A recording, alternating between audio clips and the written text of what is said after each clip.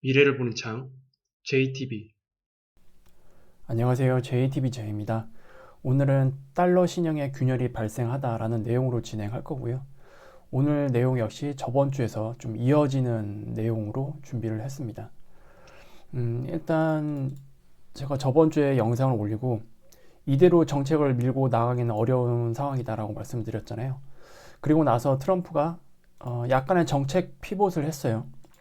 어떻게 보면 이제 속도 조절에 나섰다라고 볼 수 있는데 일단 국제 시장에서 그런 엄청난 일들이 발생됐기 때문에 이게 어떻게 보면 미국의 신용이 무너질 수도 있다라는 이 가능성을 시장에서 처음 시그널을 내보낸 거거든요. 왜냐하면 보통 그런 매파적인 정책들 그리고 시장에 비우호적인 정책들이 나오게 되면 금리는 떨어집니다. 그리고 달러가 강합니다. 달러 인덱스가 올라가는 거죠. 근데 정반대의 흐름이 나왔어요. 이거는 이제 달러를 넘어서 미국 자산에 대한 신용이 조금 문제가 있는 거 아닌가? 라고 그렇게 시장이 보는 거거든요. 결국 이 관세 정책을 주도했던 피터 나바로는 이제 뒷손으로 물러나게 됐습니다. 그리고 나서 베센트 재무장관이 나서게 되면서 지금의 상황을 좀 수습하려고 하는 모양인데 과연 관세 정책을 뒤로 미룰 수 있을까요? 속도 조절 또는 전략을 달리 할 수는 있어도 트럼프는 이 관세 정책을 절대로 포기하지는 않을 것 같다라는 생각을 일단 먼저 공유 드립니다. 이유는 이거예요. 지금 트럼프가 이해하기 힘든 정책은 과연 뭘 위한 걸까? 이렇게 접근을 하면 되는데 그냥 깨놓고 말하면 패권입니다. 패권 문제. 지금 패권 전쟁에 굉장히 중요한 그 변곡점으로 들어가고 있는 상황이기 때문에 트럼프는 저렇게 나올 수밖에 없다라고 이해를 하면 될 것 같습니다. 그리고 이에 대한 내용은 좀 뒤에서 다시 자세히 풀어드리도록 할게요. 일단 이 이미지는 레이 달리오의 변화하는 세계 질서라는 내용에서 가져온 거고요. 물론 1500년 이전에도 많은 일들이 있었긴 하겠지만 일단 압축적으로 1500년부터 현재까지의 흐름을 그냥 대략적으로 그려놓은 거예요. 과거에 뭐 1500년 이후부터 패권을 잡았던 국가들이 순서대로 나오는데 일단 뭐 스페인, 그 다음에 네덜란드, 그 다음에 영국, 그리고 현재 미국까지. 그리고 나서 현재 가파르게 떠오르고 있는 패권국에 도전할 만한 국가가 지금 현재는 이제 중국이죠. 요런 상황인 거예요. 그리고 요거를 조금 더 심플하게 보면 요렇게 보면 될 것 같습니다. 물론 이 이전에는 스페인 쪽이었어요. 대항해 시대였죠. 어쨌든 이런 방향으로 지금 하나의 사이클을 만들면서 패권 국가가 계속 바뀌어가고 있죠.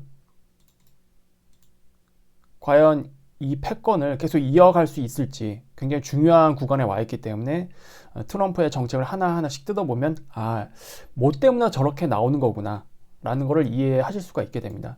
결과적으로 지금 트럼프는 뭘 하고 싶은 거냐?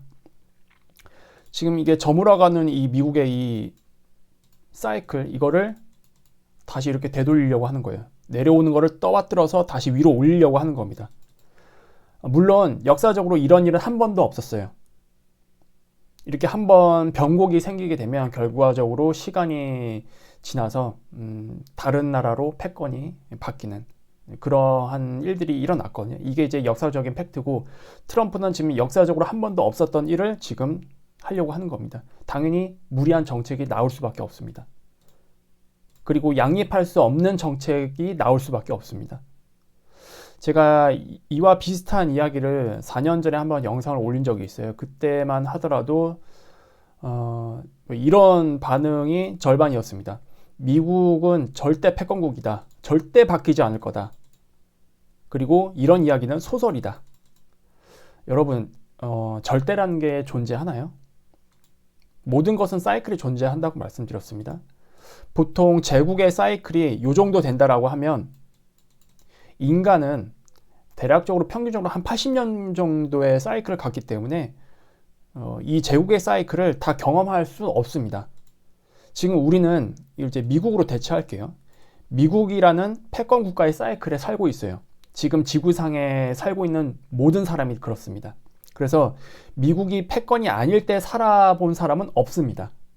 따라서 이 미국이 패권을 잡은 이 시기, 이게 영원할 것처럼 느낄 수도 있습니다. 하지만 정말로 객관적으로 보면 이거는 사실이 아니죠. 왜냐하면 역사를 되돌아보면은 어떤 한 패권이 영원했던 적은 단 한 번도 없기 때문에. 그러면 우리는 이제 거꾸로 좀 접근을 해야겠죠. 지금 우리가 살고 있는 이 시대에 이 패권의 사이클은 과연 어느 위치에 있을까? 이렇게 접근을 하는 게 오히려 맞겠죠. 이거를 이제 좀 크게 보면 이렇습니다. 이것도 마찬가지로 레이 달료의 변하는 세계 질서 그 내용에서 가져온 거고요. 일반적으로 이제 패권국이 떠오르면서 패권을 잡고 그리고 이제 몰락하는 그 이 과정, 거기서 나타나는 어떤 공통적인 현상들을 다 적어 놓은 건데, 일단 패권 전쟁에서 이긴 국가 그리고 승리 국가 위주로 새로운 세계 질서가 만들어집니다. 그리고 나서 이때 당시에는 이제는 더 이상 도전할 패권이 없기 때문에 강력한 패권을 가지고 엄청난 번영과 평화의 시기가 도래하게 됩니다. 그리고 나서 이제 금융 패권을 가지게 되잖아요. 그러면서 금융 버블도 일어나고, 그리고 그 과정에서 빈부격차도 굉장히 많이 생겨나고요. 지금 요 안에는 요런 사이클이 계속 있다고 보시면 돼요. 그리고 요런 사이클은 우리가 일반적으로 아는 평균적으로 10년 정도의 주기를 가지고 있는 경제 사이클이라고 보시면 됩니다. 이게 이 안에 계속 반복된다라고 보시면 돼요. 그리고 어느 특정 임계점을 지나게 되면은 이제 이러한 이 경제 사이클이 반복될 때마다 빈부의 격차는 말도 없이 커지게 되죠. 그리고 결국 이제 이 과정에서 부채가 늘어날 수밖에 없기 때문에 이런 이 경제 사이클은 당연히 존재하는 것이지만, 경제가 다시 하강할 때 정부는 어쩔 수 없이 훨씬 더 많은 부채를 일으킬 수밖에 없는 그런 구조로 바뀌게 됩니다. 그래서 이제 한마디로 통화를 찍어내는 거죠. 머니 프린팅이 진행되는데 이게 좀 과도하게 진행됩니다. 그리고 신용을 과도하게 창출하게 되고요. 우리는 지금 현재 미국 사이클이니까 이걸 이제 대표적으로 우리가 이게 어떤 사건인지 다 알고 있죠. 이게 2008년 금융위기 때 나타난 대표적인 현상입니다. 그러니까 지금 미국의 사이클은 이건 다 지나온 거예요. 다 지나온 거고, 지금 이제 이것도 지났죠. 이것도 지났고, 이것과 그 다음에 다음 사건, 이 사이 어디엔가 있을 가능성이 상당히 높습니다. 보통 이런 과정을 다 겪게 되면 이제는 사람들이 잘 살 수가 없어요. 왜냐하면 이제 빈부의 격차가 엄청나게 커졌고, 일반적인 이제 서민이라고 우리가 분류하는 그 계층 또는 중산층이 여기는 아마 다 파괴되는 시점일 거예요. 양극단으로 완전히 갈리기 때문에 더 이상 살 수 없다. 그리고 이제 반정부 시위 이런 것들도 일어날 수 있는 그런 환경으로 점점 넘어가는 거거든요. 그리고 이 과정에서는 외부에서 강력한 패권에 도전할 만한 국가가 또 출현하기도 합니다. 지금은 그게 이제 중국이죠. 그러면서 이제 대내외적으로 많은 갈등들 이런 것들이 나타나게 되는데, 그게 지금 미중 패권 전쟁 형태로 이제 무역 쪽에서 지금 나타나고 있습니다. 그리고 결과적으로 이런 것들이 빵 터지게 되면 이제 부채에 대한 대대적인 구조 조정이 들어가고, 정치적으로도 큰 어떤 변화가 일어나기도 하고요. 그리고 여기서 이제 승기를 잡은 국가들 그 중심으로 또 새로운 질서가 나타나면서 다시 이게 반복됩니다. 사이클이. 그래서 이런 관점으로 일단 제국의 사이클을 보시면 되는데, 이렇게 객관적으로 보면은 미국은 지금 여기 어딘가 와 있다 라고 보시면 될 것 같고요. 조만간 여기로 넘어갈 수도 있겠죠. 그래서 요거를 일단 여러분들이 머릿속에 넣어 두시고, 여기에 제가 하나만 추가적으로 말씀을 드리면, 일단 이렇게 패권을 잡은 국가는 일단 미국 이전 시대에는 대부분 다 영토 전쟁이었죠. 영토 전쟁이었고, 그리고 패권을 잡은 이후에 영토 전쟁으로 확보한 그 땅들에 사는 국가들 있잖아요. 거기에 있는 사람들 다 노예로 부릴 수가 있었어요. 한마디로 값싼 노동력을 사용할 수 있었다는 뜻입니다. 그래서 자기 본국에서 자본을 가지고 이들 이 영토 전쟁을 확보한 그 국가들로 다 진출을 합니다. 그래서 거기 현지에 다양한 공장들을 짓게 되고 그리고 값싼 노동력을 사용해서 경쟁력 있는 물건을 만들게 되죠. 그리고 그걸 이제 또 수출을 하게 되고 그러면서 이 과정에서 본국에서는 당연히 굉장히 부유해지잖아요. 노동을 하려고 하는 사람들이 점점 사라집니다. 그리고 대부분 다 소비 형태로 다 바뀌게 되죠. 소비하는 국가로 바뀌게 되는 겁니다. 그리고 힘든 일을 하려고 하지 않죠. 그리고 더 싼 노동력이 해외에 있기 때문에 굳이 공장을 운영하는 사람들 입장에서도 자국에다가 공장을 지을 필요가 없게 됩니다. 오히려 더 그게 큰 손실을 만들게 되니까. 근데 이게 비슷한 게 이미 미국에서 지금 벌어졌죠. 이거는 미국도 이미 다 겪은 거예요. 그런데 이게 부채가 점점 쌓이면서 이런 것들이 점점 어떠한 신호로 나타나게 되거든요. 지금 미국이 부채를 관리하면서 패권을 이어가려면 결국 이거예요. 그러면 해외로 나간 제조업 기반 시설을 다시 다 자국으로 불러들여 와야 됩니다. 어쨌든 이 부채 관리라는 거는 부채 그 명목상에 그 금액이 중요한 게 아니라 GDP 대비 부채, 즉 부채율이 중요한 거잖아요. 이걸 관리하기 위해서는 GDP, 국내 총생산을 늘려야 됩니다. 그럼 제조업 다시 들여와야죠. 제조업을 다시 자국으로 불려들이지 않으면 안 되는 상황까지 온 거예요. 그냥 결과적으로. 왜냐면 이전에는 이렇게 해도 이렇게 할 필요가 없었거든요. 근데 지금 2008년 이후 부채가 엄청나게 커지고 특히 이 코로나라는 이 사건 때문에 어떻게 보면 임계점을 넘은 거죠. 미국 입장에서는. 그래서 지금은 손을 안 쓸래 안 쓸 수가 없는 그런 상황이다. 그래서 트럼프가 저렇게 좀 무리하게 정책을 이어나가고 있는 거다. 이렇게 이해를 하시면 오히려 편할 겁니다. 그리고 해외로 나간 이 제조업 기반 시설을 다 자국 내로 불러오려면 해외에 나가 있는 공장에는 페널티를 주고 그리고 자국의 공장을 짓는 그 기업들에게는 이점을 줘야겠죠. 그래야만 리쇼어링이 활발하게 유도가 될 테니까. 그리고 이거를 위해서 관세 정책을 필 수밖에 없죠.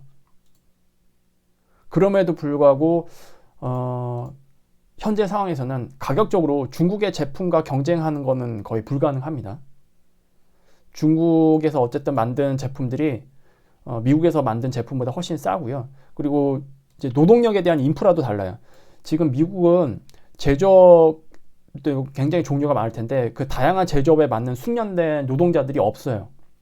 처음부터 교육을 다시 다 해야 됩니다. 이러한 노동력 인프라 이런 것도 굉장히 중요한데 이 두 개를 따져봤을 때 중국이랑 경쟁하기 솔직히 힘들죠. 결과적으로 이거를 해결하기 위해서 유일한 해답이라고 한다면 AI와 로봇 요건데 이제 어쨌든 지금 사이클이 이게 나온 거잖아요. 그래서 어떻게 보면 굉장히 큰 변수일 거예요. 지금 AI와 이 로봇이라는 게. 왜냐하면 이전에 패권 국가의 어떤 사이클을 보면 이렇게 가격 경쟁을 할 수 있는 그런 요소가 없었어요. 그래서 그 방향을 되돌리기 힘들었는데 지금 AI와 로봇으로 대체하면 가격 경쟁도 할 수 있고 생산성도 늘릴 수 있고 이게 다 해결이 되거든요. 근데 문제는 중국도 AI와 로봇 쪽에 굉장히 좀 강하다는 상황입니다. 미국한테 절대로 뒤지진 않아요. 그게 문제인 거죠. 어쨌든 지금 중국은 웬만한 제품들 하물며 생활에 필요한 필수품들 이런 것들까지 다 자급자족이 가능한 국가거든요. 모두 다 자국 내에서 만들 수 있어요. 근데 미국은 그걸 못합니다. 뭐 웬만한 필수 공산품들 이런 거 만들 수 있나요? 미국은 없어요. 그걸 만들 수 있는 공장 시설도 없고 그거를 만들기 위한 숙련된 노동자도 없고요. 그러니까 지금 미국은 발등에 불 떨어진 거예요. 그래서 지금 트럼프가 저렇게 무리하고 있는 거다. 근데 이런 관점으로 보면은 트럼프가 이 정책을 뒤로 물러설 수 있을까요? 뒤로 물을 수는 없겠죠. 왜냐면 이건 패권이랑 관련된 내용이니까. 그래서 지금 트럼프는 굉장히 애국자 관점에서 보시면은 아마 이해가 될 겁니다. 누구라도 좀 돌아가는 판세가 이렇다라고 한다면 트럼프처럼 할 수밖에 없겠구나, 이해가 될 겁니다. 근데 그거는 뭐 미국 입장인 거고요. 어쨌든 이런 패권국의 어떤 이 사이클, 이런 것들을 가장 많이 겪은 국가가 지금 다 어디에 있나요? 대부분 다 유럽에 있어요. 이미 패권을 장악했던 시절의 국가들이 유럽에 다 대부분 포진해 있기 때문에 지금 미국이 어떤 상황이라는 걸 어쩌면 가장 잘 아는 국가가 지금 유럽 쪽일 겁니다. 어쨌든 유럽은 지금 유로존이라는 큰 틀에 묶여 있긴 한데, 그래서 지금부터는 미국이 원하는 대로 유럽이 그대로 안 따라올 가능성도 있습니다. 유럽은 지금의 상황을 굉장히 좀 객관적으로 면밀하게 잘 살펴볼 것 같고요. 좀 아니다 싶으면은 미국을 등질 수도 있을 겁니다. 유럽은. 그래서 유럽은 지금 상당히 지금 아슬아슬한 줄타기를 하고 있을 가능성이 높고요. 그리고 미국이 원하는 대로 모든 것을 들어주지 않을 가능성이 상당히 높습니다. 유럽은 지금 어떻게 보면 미국과 중국을 비교하면서 이 지금의 상황을 대응을 하려고 하지 않을까. 자칫 이게 중국으로 패권이 넘어가는 상황이라고 한다면 유럽은 태도가 달라지겠죠. 물론 지금 당장 이 패권이 결정되는 건 아닙니다. 시간적으로 보면은 그래도 한 10년 정도의 시간이 있지 않을까. 근데 제국의 사이클로 봤을 때 10년이라는 시간은 굉장히 짧아요. 그리고 어쨌든 이 제조업 시설을 미국으로 가져간다고 해도 중국 제품과 경쟁을 해야 되기 때문에 최소한 5년 안으로 AI와 로봇에 대한 이런 것들이 다 제조 시설에 다 적용이 돼야 되거든요. 그래서 지금 AI도 미국 입장에서는 안보에 대한 굉장히 중요한 내용이 될 수밖에 없는 겁니다. 일단 보다 자세한 내용은 또 금요일날 멤버십 분들과 나눌 예정이고요. 일단 단기적으로 보면은 결국 중요한 거는 저번에도 말씀드렸다시피 미중 간의 협상이에요. 이게 가장 중요합니다. 이게 확실히 어느 정도 일단락 되어야 시장이 바닥을 잡았다라고 판단을 할 수 있을 겁니다. 이게 제대로 진행되지 않으면 시장은 계속 흔들릴 수밖에 없어요. 물론 뭐 트럼프의 어떤 정책 코멘트 이런 거에 따라서 급등락이 계속 나오긴 하겠지만 계속 불안한 상태로 갈 수밖에 없을 겁니다. 그리고 연준이 가지고 있는 카드를 우리가 예상을 해봤을 때 어쨌든 좀 더 길게 보더라도 미국은 한 번에 사이클은 더 진행될 수 있다. 경제 사이클로 봤을 때. 하지만 그 다음 경제 사이클에서는 지금보다 훨씬 더 큰 균열이 나타날 수도 있다. 이거 진짜 부채 어떻게 할 건지 저는 너무 궁금해요. 왜냐하면 리쇼어링이 성공할지 말지 이것도 지금 아직 확신할 수 없고요. 만약에 이게 잘 된다고 해도 리쇼어링만으로 지금의 이 부채를 계속 관리할 수 있을까? 미국은 계속 성장할 수 있을까? 라는 의구심이 들거든요. 부채가 진짜 상당히 많은 부담을 가중시키고 있는 상황입니다. 그리고 이미 국채 시장에서 뭔가 안 좋은 신호를 처음으로 내보냈기 때문에 이게 다음에는 조금 더 큰 사건이 발생할 경우에는 정말로 미국 자산이 무너질 수 있을 만한 그런 트리거로 작용할 수 있거든요. 그래서 제가 이제 길게 봤을 때 한 10년 정도 안으로 좀 정리될 것 같다라고 말씀을 드렸는데 지금이 이제 2025년이죠. 2035년 안으로 미국이 결과적으로 이 패권을 지킨다. 지키게 되면 사이클이 이렇게 되겠죠. 역사적으로 처음 있는 일이 되겠죠. 그런데 만약에 못 지킨다. 그럼 이대로 그냥 그대로 꺾일 겁니다. 이게 10년 안으로 결정되지 않을까라는 생각을 좀 해보고 있습니다. 그래서 지금 주식 투자 경험이 짧으신 분들은 지금 무조건 미국 주식이 최고다 라고 해서 미국 자산에다가 다 몰빵해가지고 뭐 배당주도 그렇게 편성을 하고 계셨을 텐데 지금 이러한 흐름을 알게 되면 마냥 그렇게 미국이 최고다라고는 할 수는 없을 거예요. 왜냐하면 국채 시장이 무너지면 달러 표기로 된 모든 자산은 진짜 휴지 조각이 될 정도로 큰 충격을 받게 되거든요. 그래서 지금은 자산 배분이 정말로 중요할 것 같아요. 미국에다가 올인하는 자산 배분도 상당히 리스키하다라고 저는 그렇게 보고 있습니다. 미래는 어떻게 될지 모릅니다. 그리고 이게 지금 당장은 아직 윤곽이 안 나와서 어떻게 될지 모르겠지만 그래도 이게 시간을 두고 계속 추적해 나가다 보면은 결과적으로 이게 좀 어떻게 될 것 같다라는 어느 정도 좀 확신을 갖는 그런 시기가 올 거거든요. 그때 정말로 잘 대응을 해야 되지 않을까 그렇게 생각을 합니다. 여담입니다만 만약에 중국이 승기를 잡았다라고 뭔가 확신이 되는 상황으로 흘러가게 되면 그때는 중국이 대만 침공까지 좀 하면서 마무리하려고 하지 않을까라는 생각도 해보게 됩니다. 어쨌든 이 모든 상황들이 지금 패권 전쟁의 한복판에 있기 때문에 절대로 단기적으로 끝날 내용들은 아니고요. 물론 주식만 보시는 분들은 트럼프가 지금 뒤로 물러섰으니까 이제 여기가 이제 진바닥이다, 이미 바닥 나왔다, 이렇게 판단하실 수 있는 사람도 있을 거예요. 근데 저는 그렇게 보지는 않습니다. 이게 좀 정리가 되려면 좀 상당한 시간이 필요해 보여요. 그리고 1차적으로 미중 간의 협상이 중요하다고 말씀드렸는데 그게 나온다면 뭐 한동안 또 조용해지겠죠. 하지만 원론적인 부분은 해결되지 않았다.